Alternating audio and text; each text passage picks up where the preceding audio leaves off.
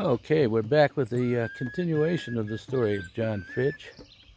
When we left off, he'd just been captured, he and his family, just been captured by the Indians, and they were heading to Montreal.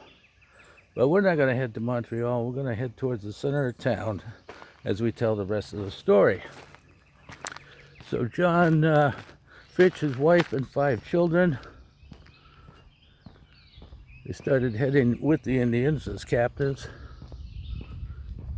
probably down the Northfield Road, but quickly turned off the road because the Indians wouldn't want to be detected. They were probably heading for the Connecticut River to follow the river north, across the Green Mountains in Vermont, and then along Lake Champlain and the Richelieu River to reach Montreal. The children, the youngest was an infant. Susanna carried the infant, who was her namesake, also named Susanna.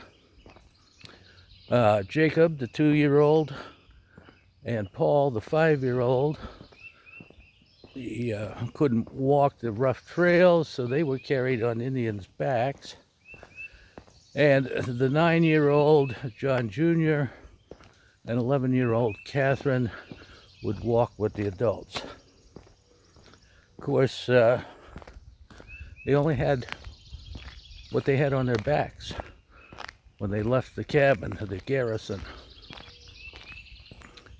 So they had no extra gear, there was no tents, they would sleep on the ground, out in the weather. Food was what they found along the trail. Often the young children couldn't eat the food, nuts, hard nuts, vegetation uncooked. So Susanna she was nursing the infant, she ended up nursing the 3 youngest ones along the way to prevent them from starving. Probably took them 20 to 30 days to reach Montreal, where they were handed over to the French.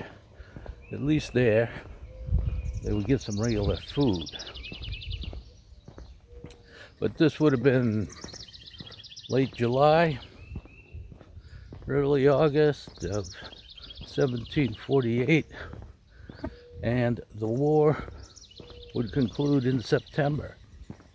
So they were only in Montreal for a month, 2 months, something like that, when they were gathered up along with about 100 other prisoners to be exchanged for French prisoners, and they began walking back, but not back to New England, back to New York, where the French hoped to exchange them for some French prisoners. They arrived in New York in October of 1748. For whatever reason, an exchange didn't take place, so they decided to head towards Boston. Probably walking along the shore of Connecticut. It turns out that there was disease in the communities, something like the pandemic that we're going through or whatever. A number of them fell sick. The journey was slow. By December, they had only reached Providence, Rhode Island.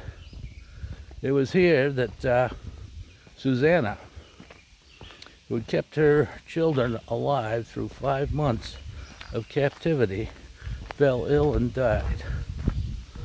So John and the children buried her there and followed the French to Boston, where eventually in January of 1749 they were exchanged for the French prisoners and released, and probably that spring headed back to the burned out garrison. So in 1749, spring of 1749 thereabouts, Fitch returns to his homestead, vows that he's going to rebuild a nice house, not a garrison anymore. The following year, he remarries. He does build his house, and goes back to farming, trading, and, providing lodging and food for travelers along the road. But with the end of the war, this area has become secured. The folks in the eastern towns, as migration continues, they become more and more populated, and the population begins to move out west to the frontier, right into this area. As time goes on, of course, John is in Lunenburg. It's 7 miles to the center of Lunenburg. There's a push to develop new towns, to incorporate new towns out here. And John joins up with a group of people looking for the independence of a new town, which they eventually negotiate with Lunenburg. And in 1764, Fitchburg, named after John, is established. He's one of the people that goes to Boston and gets the legislature to incorporate the town. Everything looked good until he figured out that this wasn't going to work out for him, because he was so far away from the center of Fitchburg that he couldn't even get his children to school, and he began to agitate for the formation of another town, Ashby. 3 years later, in 1767, he would succeed in that effort, and Ashby would be established.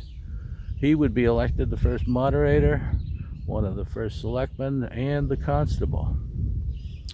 But, of course, politics had to step in, and the question of where to locate the meeting house. Well, John's, whatever side he was on the wrong side, because they lost on the location of the meeting house, and John was voted out of office. But with the movement of people out in the area, a big opportunity was presenting itself. And it was real estate. It was selling land, buying and selling land, real estate speculation. And John decided to get involved with this, and in 1772, he sold his farm, his house, and all his property in Ashby, and moved to Ringe, where his brother-in-law lived, to work in the real estate business. So he leaves Ashby, heads up there, and actually becomes quite wealthy. By the beginning of the Revolutionary War, he owns 600 acres of land and a slave. So he's doing quite well as the revolution begins, and he is one of those favoring independence, signs a document pledging his life and land and wealth to the defense of liberty. And in the next 3 or 4 years, we don't know what happens, there's no record, but it appears that he loses everything up in Ringe.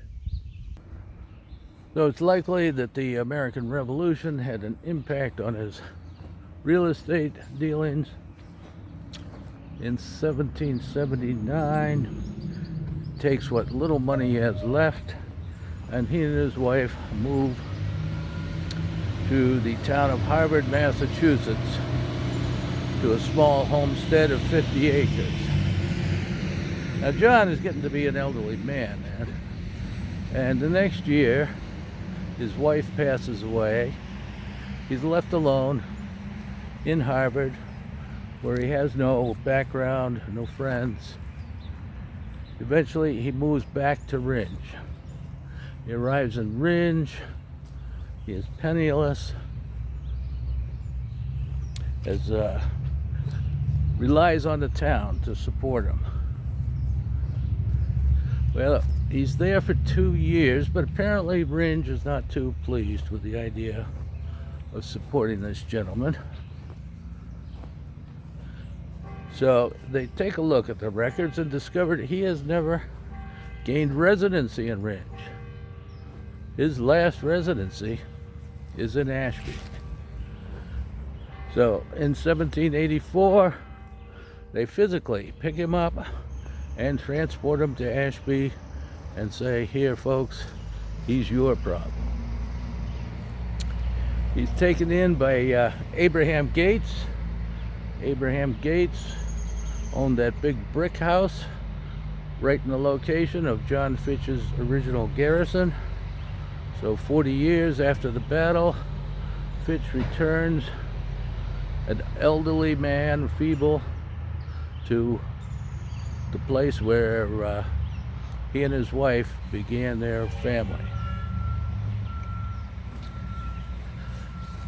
Everyone thought he would pass away soon, but Fitch was an ornery guy and he lived for 10 more years.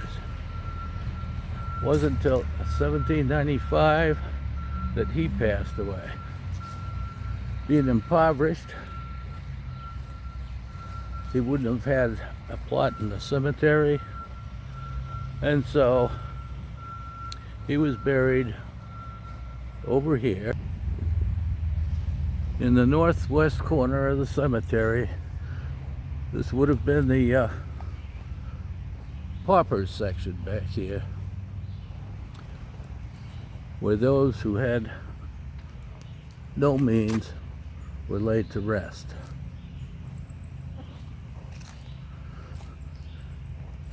Although he had been a hero of the French and Indian War locally, by now the newly founded United States was celebrating the heroes of the Revolutionary War. It was probably pretty much ignored at the time, and it wouldn't be till about 50 years later that a man named Lewis Gould came along and built a monument to John Fitch as well as the soldiers of the Revolution. So John Fitch, one of the pioneers in Massachusetts, and his wife Susanna, a pioneer woman, were really some of the earliest settlers out here and established a lot of what we know today. Or at least he was part of establishing it. Just to clarify, the house, big brick house here, this is what's known as the Gates house. Whether it was this building or another building on this site, this is where John Fitch spent his last years. His wife Susanna, her maiden name was Gates, so it is probable that Abraham Gates was a relative of hers in some manner. And there's a number of histories written about John Fitch. Some of them are more dramatic than this one, but this is the one that was done by Ezra Stearns in 1898. He was a Secretary of State of New Hampshire and a descendant of John Fitch. So I hope you've enjoyed this, and we'll look forward to doing a few more of these.